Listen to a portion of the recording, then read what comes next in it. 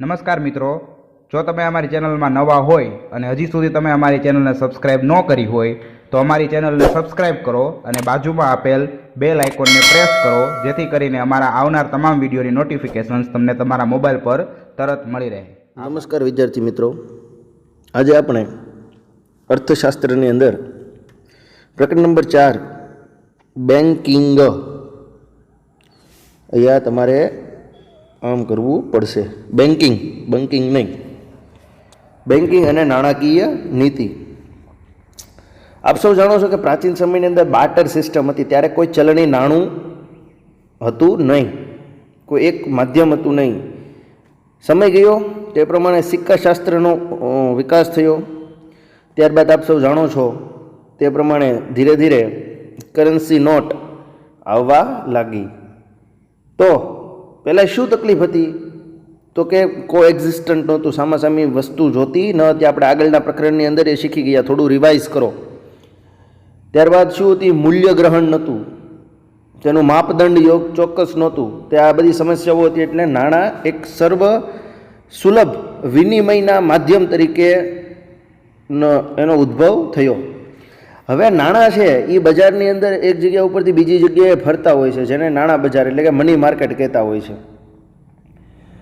હવે સમાજની અંદર ઘણા બધા એવા વર્ગો હોય છે કે જેની પાસે નાણાં પૂરતા હોય છે, એટલે એની પાસે નાણાં ઘણા બધા હોય છે. અને સમાજમાં એવા પણ લોકો હોય છે કે જે નાણાંની જરૂરિયાત ઉદ્ભવતી હોય છે.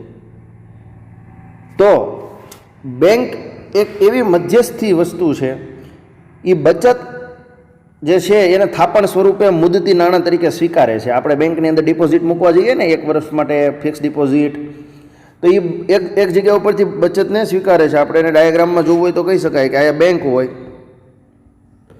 આ બાજુથી કોણ હોય? થાપણ કરનાર હોય, અને આ બાજુ એને શું કરતી હોય? ધિરાણ કરતી હોય. ધિરાણ એટલે લોન આપતા હોય, એનું થોડું વ્યાજ ઊંચું હોય અને થાપણવાળાને થોડું વ્યાજ ઓછું આપે, અને એની વચ્ચે જે અંદર જે માર્જિનલ રહે એ બેંકના નિભાવ ખર્ચ માટે એ લોકો ચલાવતા હોય છે.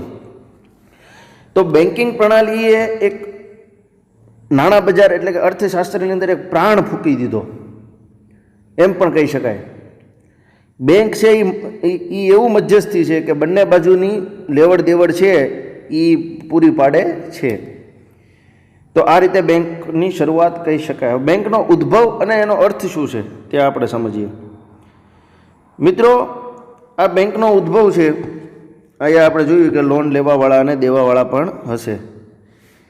બેંકનો ઉદ્ભવ ખાસ કરીને એક અંગ્રેજી અને એની અંદર શબ્દ એક ભાંડ, પહેલાં આપણે એવો શબ્દ કહેવાતો, એને જથ્થો કે સમૂહ એ લખેલો છે.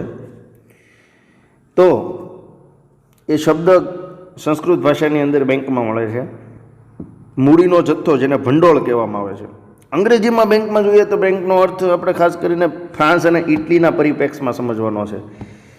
ફ્રાન્સમાં એ સમયમાં બેંકા શબ્દ ઉપયોગ થતો, અને ઇટલીની અંદર બેન્ક્યુ. તો એ એક બેન્ચ પરથી આવેલો છે, એટલે ઢળતી પાટલી.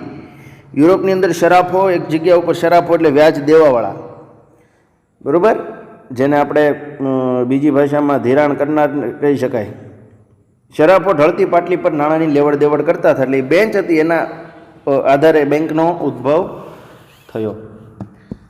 પ્રથમ બેંક છે, ખાસ ધ્યાન રાખજો, પ્રાચીન સમયમાં સ્પેન અને પોર્ટુગીઝ એ બંને ખૂબ જ એક સમૃદ્ધ એક એમ કહી શકાય કે એ સમૂહો હતા, રાષ્ટ્રો હતા. તો ફર્સ્ટ બેંકની સ્થાપના 1401ની અંદર સ્પેનની અંદર કરવામાં આવી. ક્યાં આવી? સ્પેનની અંદર. એનું નામ હતું બેંક ઓફ બાર્સિલોના. શું કહેવાય છે એને? બેંક ઓફ બાર્સિલોના અહીંયા લખેલું છે.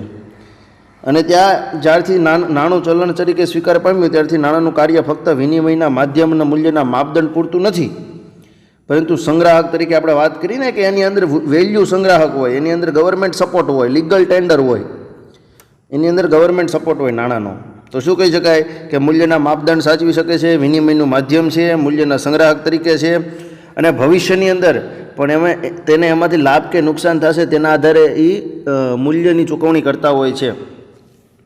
અત્યારે તમે 50 રૂપિયાનું રોકાણ કરો, ભવિષ્યમાં એની અંદર 52 રૂપિયા થાય તો તેનું મૂલ્ય જળવાયેલું કહેવાય ને. આ 50 રૂપિયાનું પછી ક્યાંય ના આવે તો શું કામનું?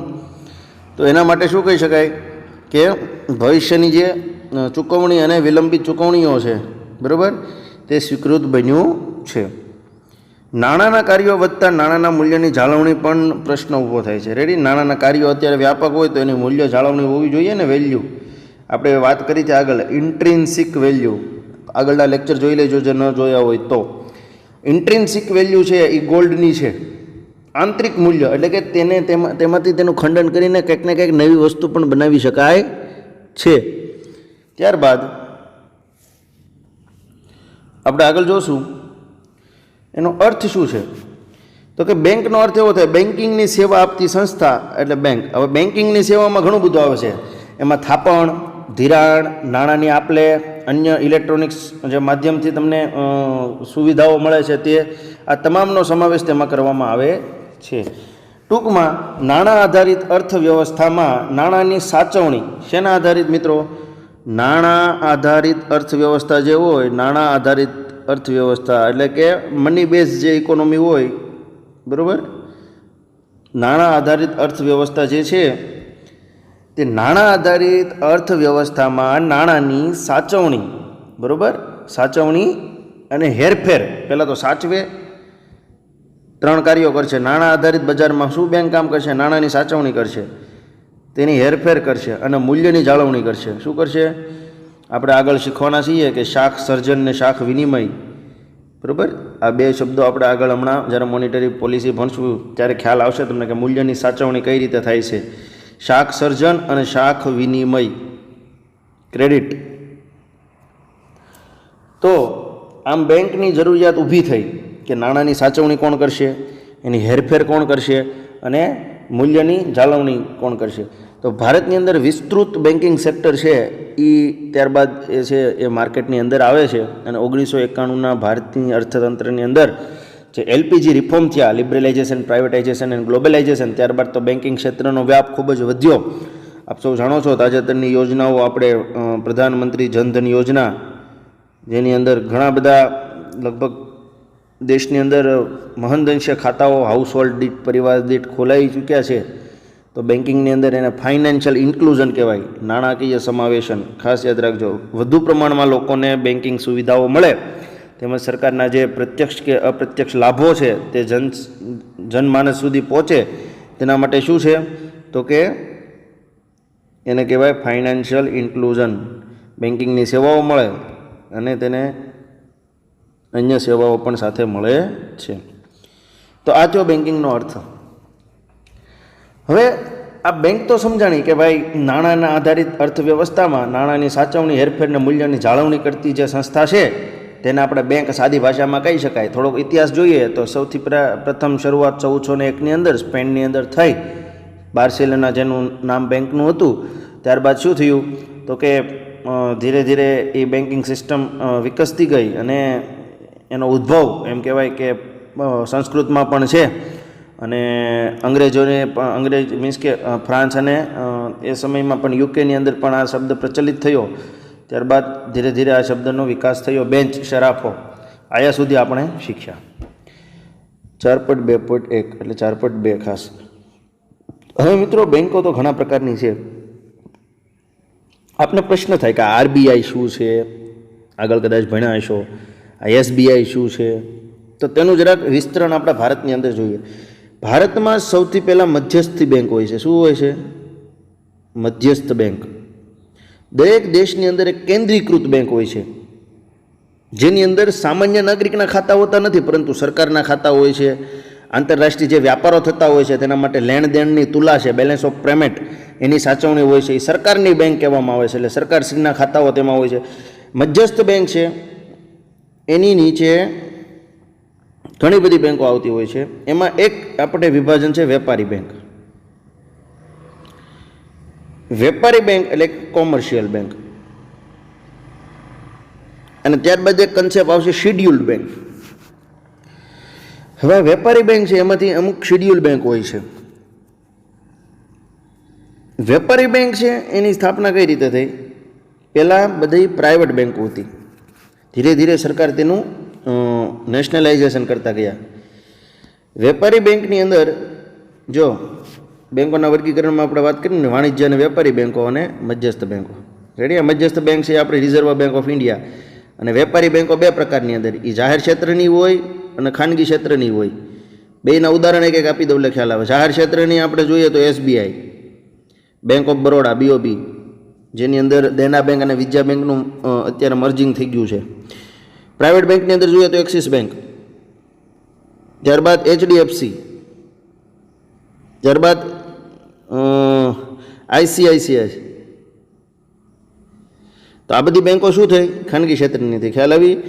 બે પ્રકારની બેંક, વાણિજ્ય બેંક, મધ્યસ્થ બેંક. મધ્યસ્થ બેંક એટલે ક્લિયર થઈ ગયું કે રિઝર્વ બેંક ઓફ ઇન્ડિયા, જેની સ્થાપના 1935ની અંદર 1934ના એક્ટના આધારે થઈ હતી. ત્યારબાદ એનું 1949ની અંદર નેશનલાઇઝેશન થયું. તે આપણે આગળ શીખીશું. ભારત દેશ આઝાદ થયો ત્યારબાદ. અને તે એક સરકાર તેની પ્રમોટર બની, એટલે કે સરકારના મુખ્ય ફાળો એનો સરકારના શ્રીનો હોય છે, કેન્દ્ર સરકારશ્રીનો. ત્યારબાદ છે વાણિજ્ય બેંક અને વેપારી બેંક. વાણિજ્ય બેંક અને વેપારી બેંક એની અંદર આપણે જોયું ખાનગી ક્ષેત્રની અને જાહેર ક્ષેત્રની. તો જાહેર ક્ષેત્રની કઈ કઈ જોઈ? એસબીઆઈ, બીઓબી, આમાં ઘણી બધી છે. આમાં એક્સિસ બેંક, એચડીએફસી, આઈસીઆઈસીઆઈ. હવે જોઈએ કે વેપારી બેંક કહેવાશે કોને? ભારતમાં 1949ની બેન્કિંગ કંપની ધારા મુજબ, આ ખાસ ધ્યાન રાખજો, વેપારી બેંક કોને કહેવાય? એવી સંસ્થા જે બેન્કિંગ અંગેના વ્યવહારો કરે, એટલે કે દેશમાં રોકાણ વધારવા માટે પ્રજાની થાપણો સ્વીકારે, બરાબર? એટલે આપણે જે ડિપોઝિટ મૂકીએ સ્વીકારે, અને ગ્રાહકને જરૂર પડે ત્યારે પાછી મળે, અને તેમાંથી ચેક, ડ્રાફ્ટ, પે ઓર્ડર વગેરે દ્વારા ઉપાડ થઈ શકે. આપણે જે પૈસા મૂકેલા હોય તેની અંદર આપણને વિવિધ માધ્યમે વચ્ચેથી પૈસા ઉપાડવાની તક મળે છે. ઇંગ્લિશમાં જોઈએ, the commercial bank is one which transact the business of banking, that is accepting deposits from the people for the purpose of lending or investment. Ready? Lending or investment. Repayable, એની પુનઃ ચૂકવણી કરવાની છે, on the demand or otherwise, and withdrawable એટલે આપણે પૈસા પાછા લઈ શકીએ by check, draft, order or otherwise. તો આ પ્રમાણે તેની વ્યાખ્યા છે.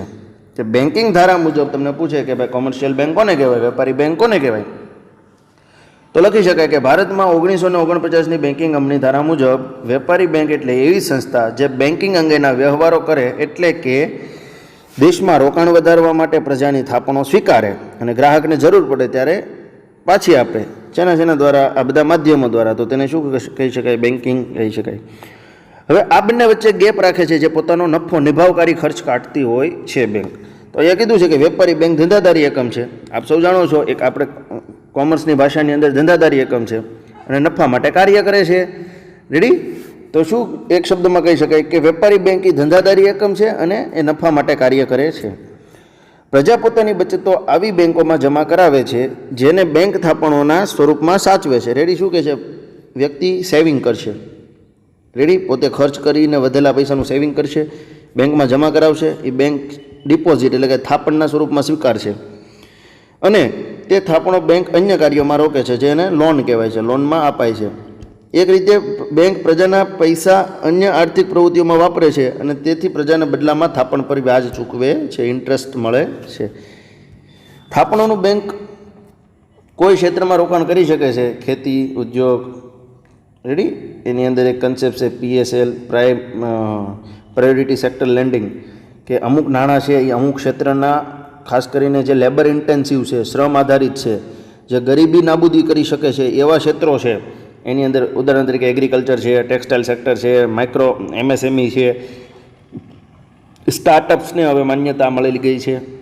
તો આ પણ એક PSL તમારા કન્સેપ્ટ આગળ આવશે, પ્રાયોરિટી સેક્ટર લેન્ડિંગ. ટૂંકમાં પ્રાયોરિટી સેક્ટર લેન્ડિંગ એને કહેવાય કે રિઝર્વ બેંક ઓફ ઇન્ડિયા, મધ્યસ્થ બેંક, ભારતની કેન્દ્રીકૃત બેંક છે, તે આ બેંકોને આદેશ આપશે કે તમારે લોન આપો 100 રૂપિયા, ત્યારે 40 રૂપિયા આ સેક્ટરમાં આપવાના છે. એ સેક્ટર વેલ ડિફાઇન છે, એટલે કે એની અંદર એક યાદી છે. તો એ સેક્ટરની અંદર જો 100 રૂપિયામાંથી 40 રૂપિયા આપશે લોન, તો એ ક્ષેત્રની અંદર એ 40 રૂપિયાની અસર ખૂબ જ વધુ થતી હોય છે, સામાજિક સુધાર થતો હોય છે, લોકોનું જીવન ધોરણ ઊંચું થતું હોય છે. તો એને કહેવાશે અમુક ક્ષેત્રમાં ખાસ રોકાણ જરૂરી હોય છે. રોકાણ કરે ત્યારે બેંકને નફો આવક મળે છે, અને ધિરાણના બદલામાં બેંક વ્યાજ વસૂલે છે. રેડી? ધિરાણ આપે છે, એની અંદર વ્યાજ લે ને, આપણે ભરીએ ને લોનના હપ્તા. રેડી? તો એ જે કોઈના પૈસા છે જે મધ્યસ્થી રહીને આપણને ઓછા નફો રાખીને આપે છે. થાપણો સ્વીકારવા માટે જે વ્યાજનો દર બેંક આપે તેના કરતાં ધિરાણ પર ઊંચો વ્યાજ હોય સ્વાભાવિક છે. 5% લઈને 4% તો આપશે નહીં, 5% લઈને 6% જ આપવાનું છે. આમ નફો કમાય છે. આથી ધંધાદારી સંસ્થા છે. હવે આ બેંકના કાર્યો શું શું છે? તો એના મુખ્ય કાર્યો છે અને ગૌણ કાર્યો છે. તો આપ સૌ જાણો છો કે વેપારી બેંક છે એ બેન્કિંગ કંપની એક્ટ છે 1949નો, એની હેઠળ નોંધાયેલી એક ધંધાદારી એકમ છે. રેડી? હવે એના કાર્યો એવા છે, એના મુખ્ય કાર્યો શું શું છે? તો આપ અત્યારે ટેક્સ્ટ બુક વગર આપ વિચારો તો શું હોય? એક તો થાપણ લેવાની હોય, પછી બીજું શું હોય? ધિરાણ દેવાનું હોય. રેડી? પછી શું હોય? વચ્ચે બેની વચ્ચે શું હોય? ચૂકવણી અને ઉપાડ આવે. કોઈકને પૈસા જોતા હોય, કોઈકને ટૂંક સમય માટે જોતા હોય, લાંબા ગાળા માટે જોતા હોય. ચૂકવણી અને ઉપાડની સવલતો પૂરી પાડે છે બેંક. તમને ટ્રાન્ઝેક્શન પૂરું પાડે ને, અહીંયાથી બેઠા બેઠા પૈસા તમે દિલ્હી મોકલી શકો, અહીંયાથી બેઠા બેઠા પૈસા તમે વિદેશમાં ઓસ્ટ્રેલિયા મોકલી શકો. તો એ ચૂકવણી અને ઉપાડની સવલતો આપે છે અને શાખ સર્જનની કામગીરી કરે છે. ખાસ ધ્યાન રાખજો, શાખ સર્જન એક એવી વસ્તુ છે કે જ્યારે બજારની અંદર અમુક નાણાં આવે છે તો એ નાણાંનો વધુમાં વધુ કઈ રીતે એનું સર્ક્યુલેશન કરવું અને એ નાણાં વધુમાં વધુ લોકોને અસરકારક રીતે કઈ રીતે પાછા બેંક મેળવે, તો એને શાખ સર્જન કહેવાય, એની ક્રેડિટ. બરાબર? તો ખાસ ધ્યાન રાખજો, વેપારી બેંકો શાખ સર્જનનું કામ કરે છે. જ્યારે આપણે આગળ મધ્યસ્થ બેંક ભણીશું ત્યારે ખાસ આવશે ખ્યાલ કે એ બેંક શાખ વિનિમયનું કાર્ય કરે છે. રેડી? વેપારી બેંકો શું કામ કરે છે? શાખ સર્જનનું કાર્ય કરે છે. જ્યારે મધ્યસ્થ બેંક શું કરશે? શાખ વિનિમયનું કાર્ય કરશે. તો આપણે એક પછી એક જોઈએ. અને થાપણો સ્વીકારવા પણ એ જુદા જુદા ખાતા પ્રમાણે હોય છે. ખાસ યાદ રાખજો મિત્રો, ખાતાના પણ ઘણા પ્રકાર છે. તમે એટીએમની અંદર નાણું જ્યારે ઉપાડવા જતા હશો કેશ પેમેન્ટ, ત્યારે તમને ખ્યાલ હશે કે એક તો સેવિંગ એકાઉન્ટ હોય, કરંટ એકાઉન્ટ હોય, ત્યારબાદ તમે ન જોયા હશે કે રિકરિંગ એકાઉન્ટ આવશે, પછી એક ફિક્સ ડિપોઝિટ આવે એફડી. રેડી? એની અંદર નાણાં ફિક્સ ડિપોઝિટ અમુક વર્ષો નક્કી હોય કે મારે 7 વર્ષ નાણાં અહીંયા રાખવાના છે, તો એ પ્રમાણે બેંક એનો વ્યાજ દર નક્કી કરીને કહેતા હોય છે કે એટલા. આ ફિક્સ ડિપોઝિટ છે ઘણી વખત બેન્કિંગ સેક્ટરની અંદર સ્ટેબિલિટી આપવાનું કાર્ય કરે છે, કારણ કે એ લોકોને ખ્યાલ હોય કે એટલા સમય સુધી આ નાણાં અમારે કોઈને દેવાના નથી. તો આની અંદર પણ માઇક્રો ઇકોનોમિક્સના ઘણા બધા કન્સેપ્ટ આવે છે. આ ખાસ કરીને આપણે આજે મેક્રો ઇકોનોમિક જોવાના છીએ. 2 પ્રકારનું અર્થતંત્ર હોય, અર્થશાસ્ત્ર હોય. એક તો મેક્રો ઇકોનોમિક્સ અને બીજું હોય છે માઇક્રો ઇકોનોમિક્સ. મેક્રો ઇકોનોમિક્સની અંદર અર્થશાસ્ત્રની અંદર મોટા મોટા જે પાયાઓ છે, ઉદાહરણ તરીકે આપણે એક્ટિવિટીઝના 3 પ્રકાર, 4 આમ 5 પ્રકાર છે: એગ્રીકલ્ચર, મેન્યુફેક્ચરિંગ, સર્વિસ સેક્ટર. આ બધા મેક્રો ઇકોનોમિક્સ આવશે. માઇક્રોમાં શું આવે? તો નાની નાની વસ્તુ આવે છે. આ બેંક રેટ છે, રેપો રેટ છે, રિવર્સના તે બધું મોનેટરી પોલિસીની અમુક વસ્તુ જોઈશું. ત્યારબાદ ઇન્ફ્લેશનના જે તત્વો છે એ. તો આ બધી વસ્તુ આની અંદર આવતી હોય છે. તો ચાલુ ખાતાની થાપણો. રેડી? આપણે વાત કરી કે 3 પ્રકારની થાપણ હોય છે. ચાલુ ખાતાની થાપણ હોય છે, ચાલુ ખાતાનું ધંધા પેટી કે કરંટ એકાઉન્ટ કહેવાય છે. રેડી? આ ખાતું છે ને કોઈ ધંધા પેટી કે વ્યક્તિના નામે ખોલવામાં આવે છે. મોટા ટ્રાન્ઝેક્શન હોય, ઘણા બધા નાણાં એને હેરફેર કરવાના હોય, મોટા ટ્રાન્ઝેક્શન, તેને આ ચાલુ ખાતાની થાપણો કહેવામાં આવે છે. અહીંયા લખેલું છે તમારી પેઢી હોય, તમારો ધંધો હોય તો એમાં પણ ચાલુ ખાતા પડે છે. એની અંદર સેવિંગ એકાઉન્ટ રહેતું નથી. ચાલુ ખાતું ધંધા પેઢી કે વ્યક્તિના નામે ખોલવામાં આવે છે. એમાં રખાતી થાપણો આ બધા પ્રકારની થાપણો કરતાં વધુ તરલ હોય છે. રેડી? લિક્વિડ હોય છે તે વધુ. એની અંદર જલ્દી તમે પૈસા લઈ જઈ શકો છો. ત્યારબાદ છે રિકરિંગ ખાતું. આની અંદર રિકરિંગ ખાતાની સગવડ છે. બરાબર? એ આનો ભાગ છે. આ થાપણો પણ બચત ખાતાની થાપણોનો પ્રકાર છે. કીધું ને મેં આનો ભાગ છે એમ. રેડી? જે વ્યક્તિએ એકસાથે બચત કરવા ન ઈચ્છતી હોય અને ન કરી શકે તેવી વ્યક્તિએ દર મહિને રિકરિંગ એટલે કટકે દર મહિને કોઈ ચોક્કસ રકમ આ ખાતામાં જમા કરાવવાની રહે છે. આમ વ્યક્તિની થાપણ વધતી જાય છે અને જમા થતી થાપણ પર તેને વ્યાજ મળતું જાય છે. રેડી? આવી થાપણોને રિકરિંગ થાપણ પણ કહેવાય છે. આ બંને વચ્ચેની તમને એક કડી મળે. એક ફિક્સ ડિપોઝિટ હોય, એની અંદર નાણાં 7 વર્ષ, 8 વર્ષ, 5 વર્ષ માટે ફિક્સ રાખે ઉદાહરણ તરીકે. અને એક ચાલુ ખાતું છે. ચાલુ ખાતામાં પૈસા વારે વારે ઉપાડ બંધ કરવાના હોય છે, નાખવાના, કાઢવાના, કારણ કે હિસાબ ચૂકવણી કરવાની હોય છે. તે બંને વચ્ચેનો એક ઓપ્શન છે રિકરિંગ. તમને એક મહિનાના ઇન્સ્ટોલમેન્ટ પ્રમાણે તમે એની અંદર થાપણ મૂકી શકો છો, જેની ઉપર તમને વ્યાજનું વળતર થાય છે. ત્યારબાદ મુદતી થાપણો ફિક્સ ડિપોઝિટ આપણે વાત કરી, એની અંદર ઓવરડ્રાફ્ટની સુવિધા છે. ઓવરડ્રાફ્ટ એટલે શું? તમે 1 લાખ રૂપિયા મૂક્યા છે, 1 લાખ રૂપિયા તમે 3 વર્ષ કે 3 વર્ષ માટે મૂકો છો ઉદાહરણ તરીકે. તમારે વચ્ચે 10,000ની જરૂર પડી તો 10,000નો ઓવરડ્રાફ્ટ લઈ શકો છો એટલા સમય માટે. એનો અમુક નિશ્ચિત હોય છે કે એટલા ટકા સુધી તમે ઓવરડ્રાફ્ટ ઉપાડી શકો છો. એ તમને એક ફેસિલિટી મળે છે કારણ કે તમારા નાણાં ત્યાં જમા છે. હા, પછી તમે વચ્ચેથી 2 વર્ષમાં એમ કહો લાખ રૂપિયા પાછા આપો તો ફિક્સ ડિપોઝિટની અંદર એ શક્ય બને નહીં, અને બને તો પણ તમને વ્યાજ યોગ્ય રીતે મળે નહીં. કારણ કે બેંકને પણ એની સ્ટેબિલિટી જોવાની હોય ને. તમારા 3 લાખ રૂપિયા 10 વર્ષ માટે આપ્યા તો એમાંથી 2,70,000 રૂપિયા 9 વર્ષ માટે કોઈકને વ્યાજ આપી દેશે. હવે એમાં બીજા વર્ષે જઈને કહો કે મારે 10 લાખ રૂપિયા પાછા જોતા છે તો આ કાંઈ પાછો આપવાના નથી. એટલે એ સમયે બેંક અનસ્ટેબલ બને છે. ત્યારબાદ ધિરાણની સવલત પૂરી પાડે છે. મેં વાત કરી તેમ એક જણા ડિપોઝિટ કરે, બીજા જણાને લોન આપે છે. રેડી? એ પણ એના પણ પ્રકાર છે. ટૂંકા ગાળાનું ધિરાણ, લાંબા ગાળાનું ધિરાણ. ટૂંકા ગાળાનું ધિરાણ 1 વર્ષ સુધીનું, મધ્યમ ગાળાનું 1 થી 5 ને 5 થી 15 વર્ષનું ધિરાણ હોય છે. હાઉસ લોન છે આપણે અત્યારે, એટલે ઘર ઉપરની લોન, એ 20 વર્ષ સુધીની પણ હોય છે. ત્યારબાદ ચૂકવણીની ઉપરની સવલત આપણે વાત કરી કે એટીએમ આપે છે, ઇન્ટરનેટ બેન્કિંગની સુવિધા આપે છે, pay order, debit card, credit card. Ready? આ બધી સુવિધા ચૂકવણીની આપે છે. એટલે એક જગ્યા ઉપરથી બીજા જગ્યાએ તમારી ઇલેક્ટ્રોનિક્સ ડિવાઇસ દ્વારા, મોબાઈલ દ્વારા તમે નાણાંની ચૂકવણી કરી શકો છો, અને રિયલ ટાઈમ એક જ સમયે તમે ટ્રાન્ઝેક્શન એને ચૂકવી શકો છો. શાક સર્જનની કામગીરી વાત થઈ ગઈ. શું કામ કરે એક વખત રિવાઇઝ કરી લઈએ તો કે થાપણ સ્વીકારે, ત્યારબાદ લોન આપે એટલે કે વ્યાજે પૈસા આપે, વ્યાજ ઉપર પૈસા લે, ત્યારબાદ એક હેરફેરની સુવિધા આપે આપણને, ચૂકવણી અને ઉપાડની સવલત અને શાક સર્જનની. શાક સર્જનની અંદર કેટલા વ્યક્તિ અહીંયાથી 100 રૂપિયા આવ્યા, એમાંથી કેટલા વ્યક્તિને ગયા અને તેની કેટલી અસર થઈ? 10 રૂપિયા 10 જણા પાસે ગયા. તો માર્કેટની અંદર ઇકોનોમી ફ્લો વધ્યો કહેવાય. જ્યારે અર્થશાસ્ત્રની અંદર લિક્વિડ ફ્લો છે એ વધે, એટલે કે કેશ નાણું છે એ ખૂબ જ સર્ક્યુલેટ થાય, ત્યારે જ અર્થતંત્રનો વિકાસ થતો હોય છે. એક જગ્યા ઉપર નાણું બંધ રહી જાય તો એનો કોઈ અર્થ નથી. એટલા માટે તો બેંકની જરૂરિયાત છે. હવે દેશની અંદર એક વ્યક્તિ આગળ 10 કરોડ રૂપિયા પડ્યા છે, 10 કરોડ રૂપિયા ઉદાહરણ તરીકે ઘરે રાખી મૂકે અને કોઈને દે નહીં તો એ પૈસા ઉપર એને તો કંઈ વધારો થવાનો નથી. બીજી વસ્તુ, economy is not zero sum game. ખાસ યાદ રાખજો, economy is not a zero sum game. એટલે કે અર્થશાસ્ત્ર છે એ શૂન્ય સરવાળાની કોઈ રમત નથી. તમે એવું નહીં વિચારવાનું કે એક જગ્યાએ ફાયદો થયો તો બીજી જગ્યાએ નુકસાન થયું જ હોય. એક જગ્યાએ ફાયદો થયો તો નુકસાન થયું જ હોય. આ એથિક્સની બાબતમાં રાઈટ છે, પણ ઇકોનોમી એને માનતું નથી. ઇકોનોમી દરેકને એમ કહેવા માગે છે કે દરેક પ્રમોટ થાવ, દરેક લોકો નફો કમાવો. એવું નથી કે વિશ્વમાં 50% લોકો નફો કમાય છે અને 50% લોકો નુકસાની કરે છે, એવું હોતું નથી. એટલે આ શું કહેવા માગે છે કે નાણાંનો પુરવઠો નાણાંની માંગને અનુરૂપ રહે તે માટે બેન્કો શાક સર્જનનું કાર્ય કરે છે. પુરવઠો વાત કરીને મેં તમને કેટલો લિક્વિડ ફ્લો આવે છે. લિક્વિડ ફ્લો કહું ને એટલે કેશ ફ્લો, રોકડ. લિક્વિડ એટલે પાછું જળ નહીં સમજતા. નાણાંનો પુરવઠો નાણાંની માંગને અનુરૂપ રહે છે. આ સેન્ટેન્સ ખાસ યાદ રાખો. રેડી? આપણે વાત કરી કે બજારની અંદર વ્યવસ્થિત રીતે ચલાવવું હોય તો ફુગાવો તમે કન્સેપ્ટ ભણી ગયા. એ માંગ અને પુરવઠાના એકબીજામાં સમપ્રમાણમાં છે. રેડી? જેટલી માંગ વધુ એટલો પુરવઠો વધુ હોવો જોઈએ. જો ન હોય તો ફુગાવો થાય, એટલે કે એની અંદર ભાવ વધારો જોવા મળે છે.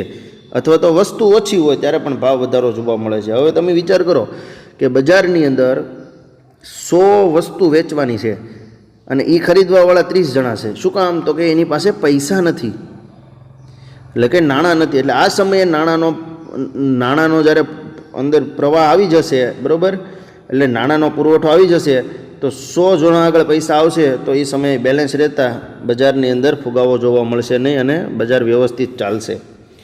તો અહીંયા કીધેલું છે કે નાણાંનો પુરવઠો નાણાંની માંગને અનુરૂપ રહે તે માટે બેન્કો શાક સર્જનનું કાર્ય કરે છે. શાક સર્જન દ્વારા પ્રવર્તમાન નાણાંના જથ્થામાંથી, થાપણોમાંથી નવા નાણાંનું સર્જન થાય છે. હવે જો એક ઉદાહરણ તરીકે 100 રૂપિયા આવ્યા, એમાંથી 10 જણાને આપ્યા 10 રૂપિયા. હવે એ પાછા 10 જણાને આપે 1 રૂપિયો, તો આ ઇફેક્ટ બહુ મોટી થાય છે, એટલે એને શાક સર્જન કહે છે, બરાબર. તો શું કહેવા માગે છે? શાક સર્જન દ્વારા પ્રવર્તમાન નાણાંના જથ્થામાંથી નવા નાણાંનું સર્જન થાય છે. આ ખાસ યાદ રાખજો. રેડી? આમ નવા નાણાં ઉત્પન્ન જ થતા, પણ જે પ્રવર્તમાન છે એમાંથી નવા નાણાંનું સર્જન થાય છે, એટલે કે નાણાંનો પુરવઠો બને છે. જ્યારે શાક સર્જનની પ્રવૃત્તિ વધે ત્યારે નાણાંનો પુરવઠો વધે, અને જ્યારે શાક સર્જનની આ ખાસ યાદ રાખજો, જેમ માંગ અને પુરવઠો એકબીજાના સમપ્રમાણમાં છે ને, એ જ રીતે શાક સર્જનની પ્રવૃત્તિ અને નાણાંનો પુરવઠો એકબીજાના સમપ્રમાણમાં છે. શાક સર્જનની પ્રવૃત્તિ વધશે ત્યારે નાણાંનો પુરવઠો વધશે, શાક સર્જનની પ્રવૃત્તિ ઘટશે ત્યારે નાણાંનો પુરવઠો ઘટશે. ત્યારબાદ બેંક જ્યારે પોતાની પ્રાથમિક થાપણમાંથી ધિરાણ આપે ત્યારે ધિરાણનો ચેક વટાવવા માટે ધિરાણ લેનાર વ્યક્તિના નામનું ખાતું તે જે બેંક હોય તેની બીજી શાખામાં ખુલે છે. આ ચેક જમા થતાં આ નવા ખાતામાં તેટલા રૂપિયા જમા થાય છે, અને વ્યુત્પન્ન થાપણોની પણ ત્રીજી વ્યક્તિને ધિરાણ મળે છે. ખ્યાલ આવે છે આ શું કહેવા માગે છે? આ એક્સ વ્યક્તિ છે, ઉદાહરણ તરીકે સમજો, અને આ વાય વ્યક્તિ છે. આ એક્સ વ્યક્તિએ વાય વ્યક્તિને પૈસા મોકલવાના છે.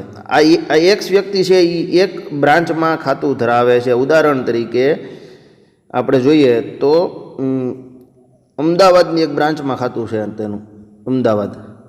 હવે તે પૈસા મોકલે છે રાજકોટ, બરાબર. એ જ ભલે બેંક એક જ, ઉદાહરણ તરીકે સ્ટેટ બેંક ઓફ ઇન્ડિયા.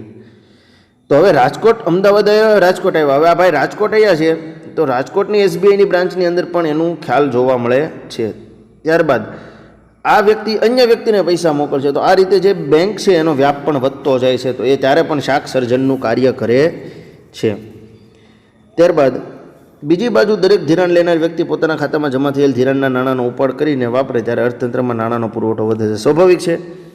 સરકારશ્રી આપણે DBT છે, ડાયરેક્ટ બેનિફિટ ટ્રાન્સફર, એના દ્વારા દરેકના ખાતામાં 500 રૂપિયા અત્યારે નાખે, તો એ 500 રૂપિયા લઈને માર્કેટમાં વ્યક્તિ વાપરવા જાય તો નાણાંનો પુરવઠો વધવાનો છે.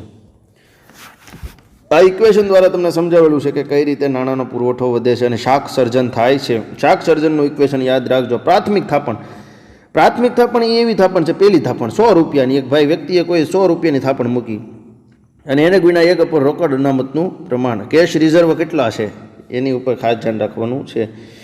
ધારો કે 1000 રૂપિયાની રોકડ હોય, પ્રાથમિક રોકડ, અનામતનું પ્રમાણ કાયદેસર 20 રીતે હોય. ગવર્મેન્ટે નક્કી કર્યું કે 20% રૂપિયા ફરજિયાત બેંકે રાખવા, જેથી કરીને બેંક કટોકટીની સ્થિતિની અંદર પોતાનો જે કટોકટીની જે સમસ્યા છે એનો સામનો કરી શકે. કટોકટીની સમસ્યા એટલે કે બેંકની અંદર એક સાથે એવા ન્યૂઝ ફેલાણા કે આ બેંક હવે આગળ સર્વાઈવ કરી શકે એમ નથી, તો બેંક ઉઠી જવાની છે, એટલે મીન્સ કે અહીંયાથી ભાગી જવાની છે, એ જે ખોટા સમાચાર છે. તો એ સમયે હજારો ગ્રાહકો એકસાથે બેંક ઉપર આવશે, અમારા પૈસા લાવો, અમારા પૈસા લાવો, અમારા પૈસા લાવો.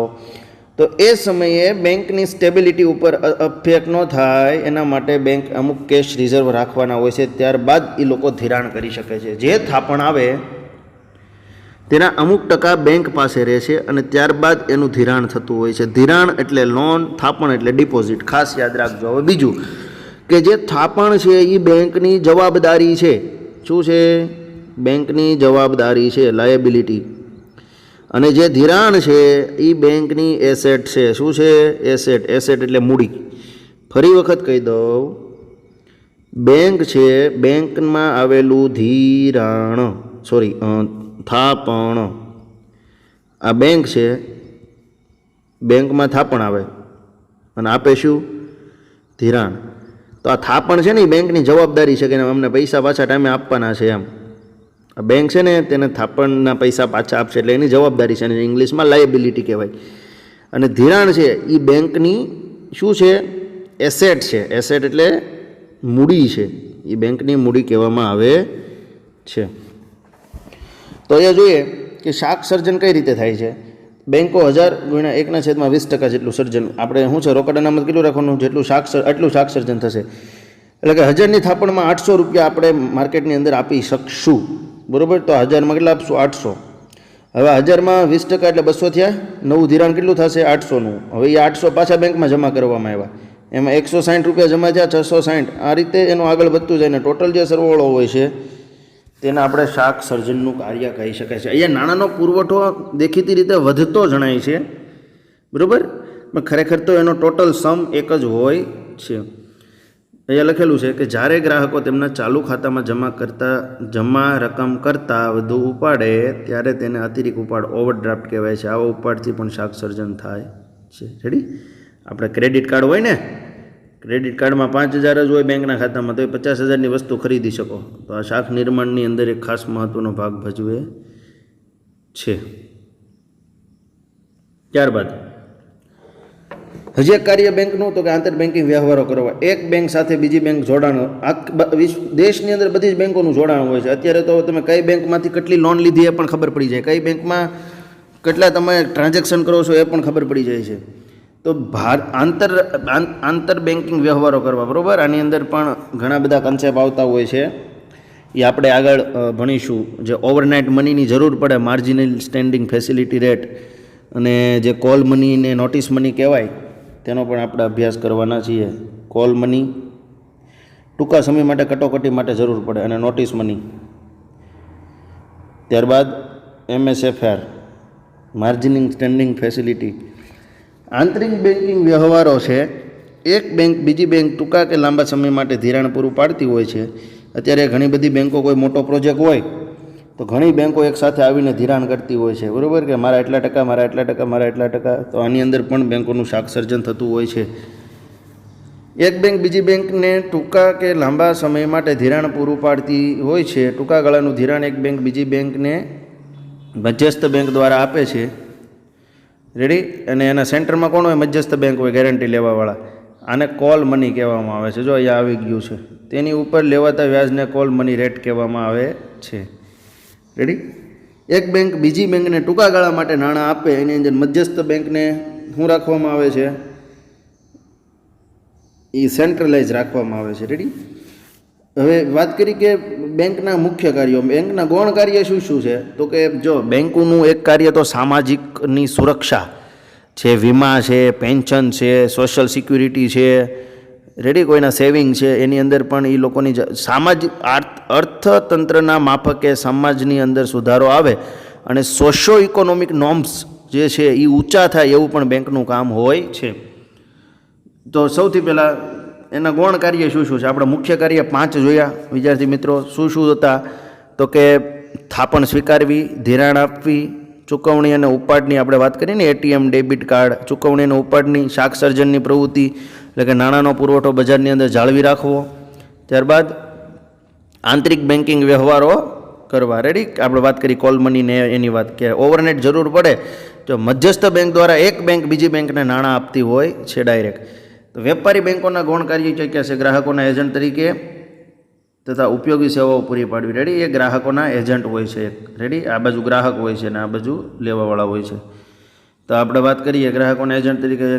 રેડી? સેફ ડિપોઝિટ વોલ્ટની, એટલે લોકરની સુવિધા આપે છે, દાગીના ઉપર લોન આપે છે, ડોક્યુમેન્ટ, આ બધું કાર્ય ઉપર ગ્રાહકોના એક એજન્ટ તરીકે કાર્ય કરે છે, અને તે બધું બેંકની અંદર તૈયાર થાય છે, કાગળ કામ. ત્યારબાદ છે બદલાતા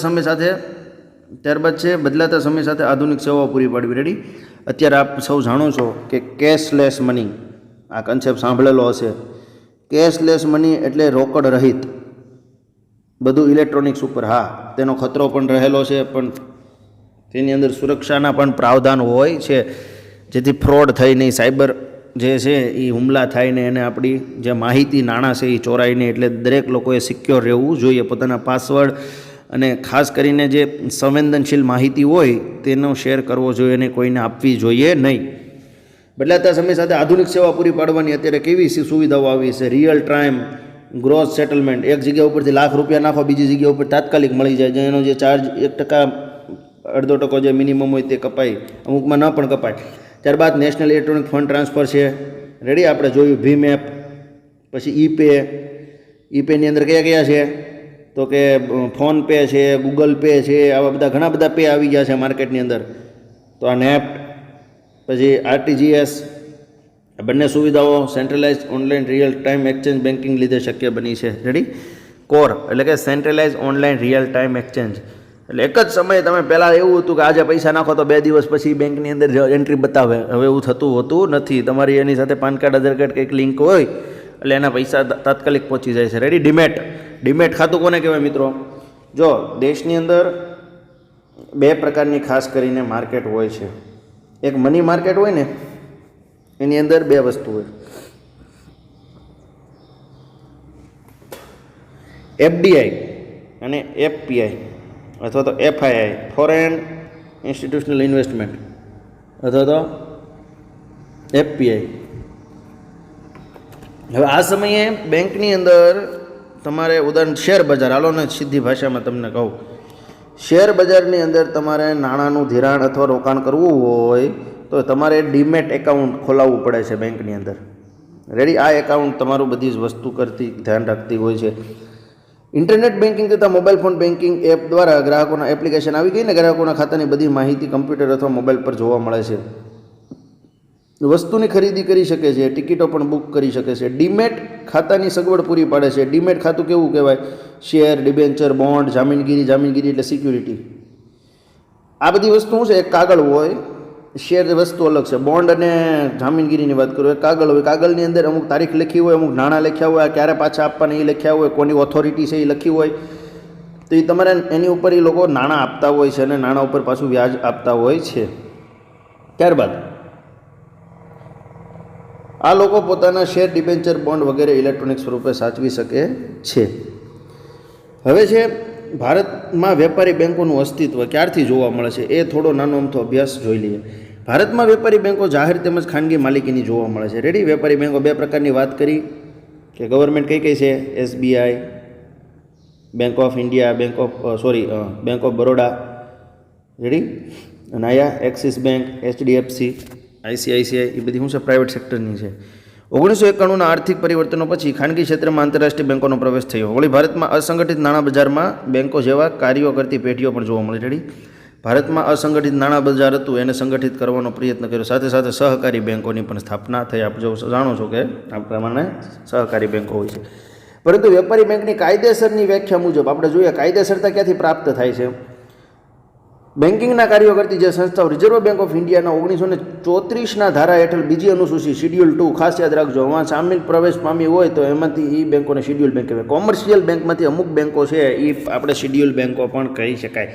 એટલે કે શિડ્યુલ બેંકની અંદર મેન બે પ્રકારની બેંકો હોય છે. એક તો કોમર્શિયલ બેંક આવતી હોય છે અને બીજી શું છે? સહકારી બેંક આવતી હોય છે. કોઓપરેટિવ કહેવાય ને. શું કહેવાય? કોઓપરેટિવ બેંક કહેવામાં આવે છે. ત્યારબાદ જાહેર ક્ષેત્રની બેંકોની અંદર વેપારી બેંકોમાં કઈ આવશે? જાહેર ક્ષેત્રની, ખાનગી ક્ષેત્રની, ભારતમાં કામ કરતી વિદેશી બેંકોના પ્રાદેશિક ગ્રામીણ બેંકો આરઆરબી, જેની શરૂઆત 1975ની અંદર થઈ. ખાસ ધ્યાન રાખજો, RRB regional rural development board.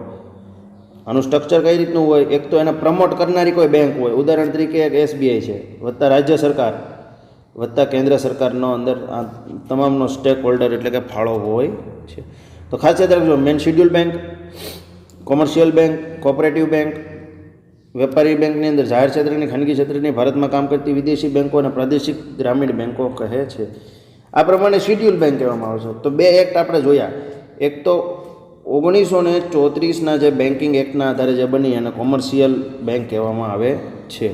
ત્યારબાદ 1949ની અંદર એનું જે શિડ્યુલ હતું, 1934ના ધારાનું જે શિડ્યુલ હતું, રેડી, એ બધા શિડ્યુલ બેંક કહેવામાં આવે. તો સૌથી પહેલાં ઇનડાયરેક્ટલી કહો તો આને 1934માં શિડ્યુલ બેંક નક્કી થાય અને 1949ની અંદર એને વેપારી બેંકો તરીકે ઓળખવામાં આવે છે, જેનો એક્ટ છે એના આધારે.